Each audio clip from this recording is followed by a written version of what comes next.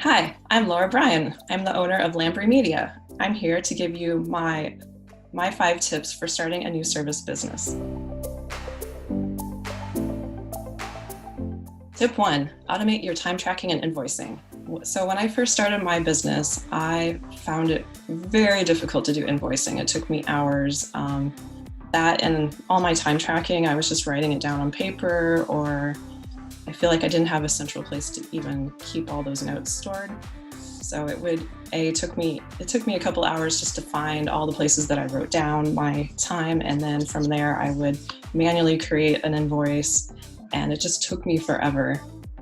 From there, I found an app that helped me do all my time tracking, but my invoicing wasn't built into that.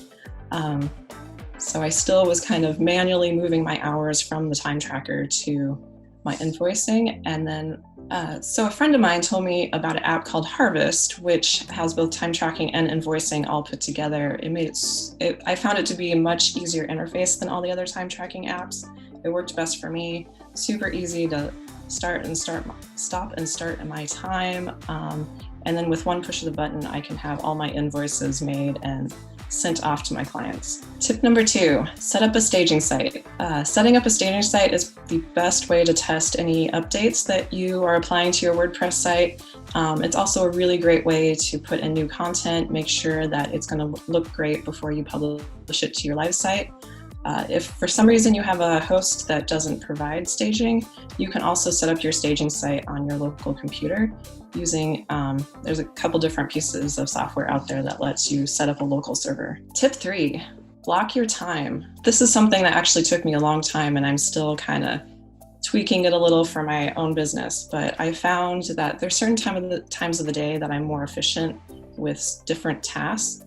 So I found that if I set like this really loose kind of blocks of time through my schedule for the week, that it makes it easier to kind of get through my week and get all the things done that I need to get done.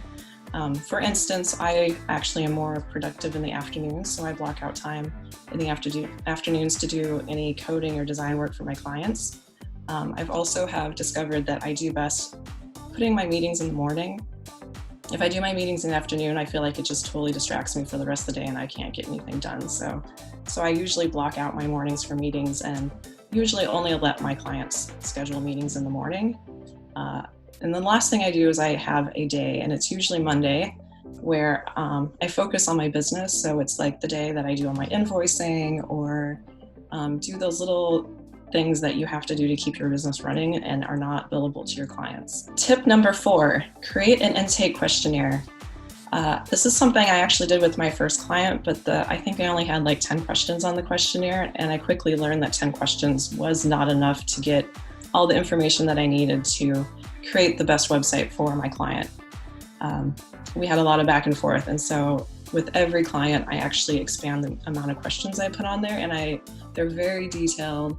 Tip number 5, find a community. So when I first started working for myself with my business, I found myself to be at home a lot by myself, and definitely missed that, what I was previously used to be in the office with a bunch of people. So I started seeking out different meetups, and I actually went to several meetups before I found the community that I now lean on now. It is a great way to get feedback, both about running a business, but then also feedback, because I'm really active in the WordPress community. It gives me people that I can go to and be like, hey, I'm really struggling with this issue. Has anyone run into this issue before? But then also, kind of see how people are doing things differently to run their business. I know I mentioned that, it took me a while to figure out my time tracking and invoicing, and that's because I had this community where I could go, and I was like, I'm really struggling with spending hours and hours making an invoice, and so then everyone started chiming in, well, here's the app that I use, and this is how you can make that more efficient. And so I found having a community of people that I regularly check in with just to be invaluable to my business. Those are my 5 tips. Thanks for watching, and I hope to see you at a WordCamp really soon.